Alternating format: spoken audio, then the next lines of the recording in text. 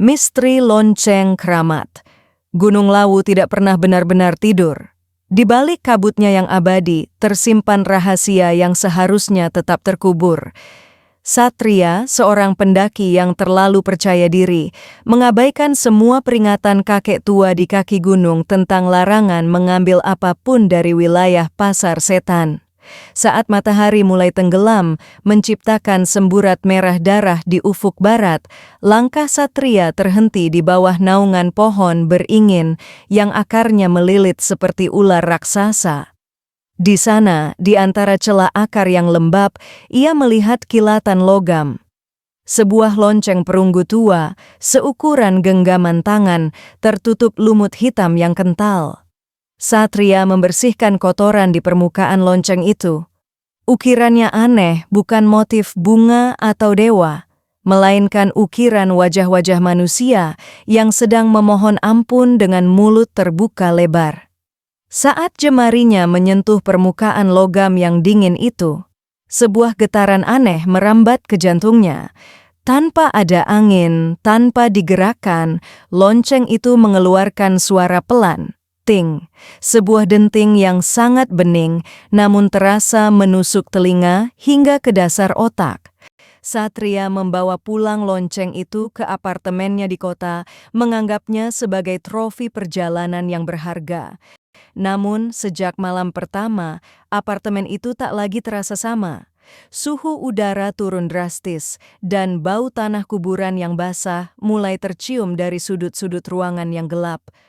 Pukul 2 dini hari, saat seisi kota terlelap, suara itu muncul. Ting, ting, ting. Suara itu berasal dari ruang tamu, tempat lonceng itu diletakkan di atas meja kerja. Satria terbangun, keringat dingin membanjiri kausnya. Ia berjalan perlahan, lantai kayu berderit di bawah kakinya. Di ruang tamu yang hanya diterangi cahaya bulan dari balik jendela, ia melihat lonceng itu bergetar hebat di atas meja, seolah-olah ada tangan tak kasat mata yang terus-menerus membunyikannya. Ia mendekat untuk menghentikannya, namun langkahnya membeku. Di pantulan kaca jendela, ia melihat sesosok bayangan berdiri tepat di belakangnya. Sosok itu tinggi, kurus kering hingga tulang rusuknya menonjol, mengenakan kain jarik yang sudah lapuk dan menghitam.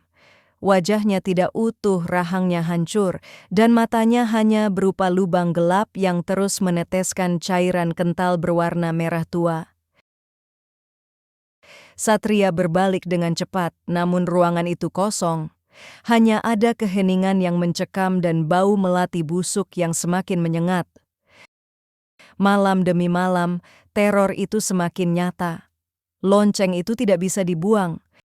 Satria pernah melemparkannya ke tempat sampah sejauh 3 blok dari rumahnya. Namun ketika ia kembali dan membuka pintu kamar, lonceng itu sudah ada di atas bantalnya, meninggalkan noda lumpur hitam yang berbau anyir. Satria mulai kehilangan akal sehatnya. Ia merasa selalu diawasi. Di dalam kamar mandi, ia melihat tangan-tangan pucat dengan kuku hitam panjang menggapai dari balik tirai shower. Saat ia mencoba tidur, ia mendengar bisikan ribuan suara di telinganya. Kembalikan milik kami, atau berikan nyawamu sebagai gantinya. Kulit Satria mulai berubah. Bintik-bintik hitam seperti jamur gunung mulai tumbuh di lengannya. Kakinya terasa berat, seolah-olah ditarik oleh kekuatan dari dalam bumi.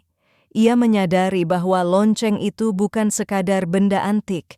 Itu adalah wadah bagi jiwa-jiwa yang tersesat di gunung. Dan sekarang mereka menginginkan jiwanya untuk mengisi ruang kosong di dalam perunggu itu.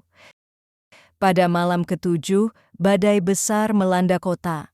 Listrik padam, menenggelamkan apartemen Satria dalam kegelapan total. Satria meringkuk di sudut kamar, memegang tasbih dengan tangan gemetar, sementara lonceng di atas mejanya mulai berdentang tanpa henti. Ting, ting, ting. Suaranya kini bukan lagi dentingan lembut, melainkan dentuman keras yang memekakan telinga. Pintu kamarnya terbuka perlahan dengan suara derit yang panjang. Sosok wanita dari gunung itu masuk, merangkak di langit-langit dengan posisi tubuh terbalik, kepalanya yang patah berputar 180 derajat, menatap langsung ke arah Satria. "Maafkan aku, akan kukembalikan," teriak Satria histeris. Namun, sosok itu hanya mengeluarkan suara tawa yang kering. "Sudah terlambat," bisiknya dengan suara yang terdengar seperti gesekan batu nisan. "Satu nyawa untuk satu lonceng. Itu adalah perjanjiannya.